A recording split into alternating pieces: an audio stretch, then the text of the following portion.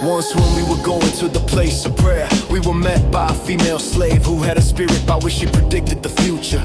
She earned a great deal of money for her owners by fortune telling. She followed Paul and the rest of us shouted, "These men are servants of the Most High God, who were telling you the way to be saved." She kept this up for many days.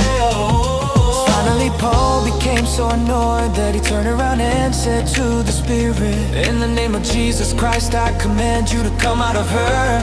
At that moment the spirit left her.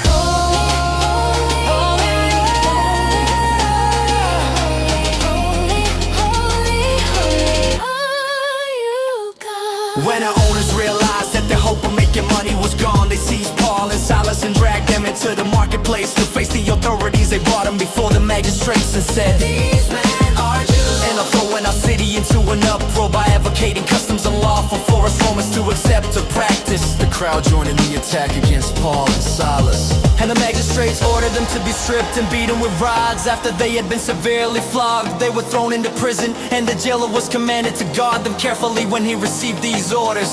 He put them in the inner cell and fastened their feet in the stocks. Holy, holy, holy, holy, holy, holy, holy, holy, holy are you, God.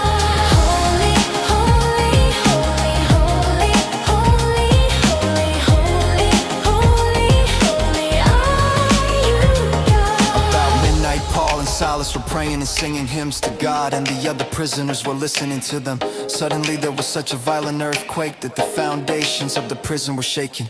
At once all the prison doors flew open, and everyone's chains came loose. The jailer woke up, and when he saw the prison doors open, he drew his sword and was about to kill himself because he thought the prisoners had escaped.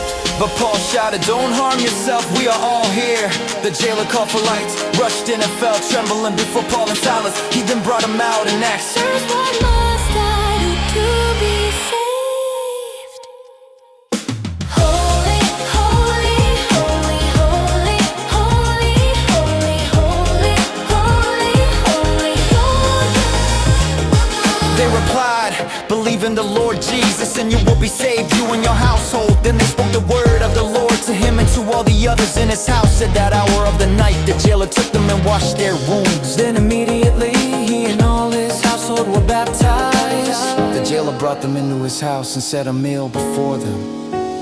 He was filled with joy because he had come to believe in God, he and his whole household. When it was daylight, the magistrate sent the officers to the jailer with the order, "Release those men." The jailer told Paul, "The magistrates have ordered that you and Silas be released. Now you can leave.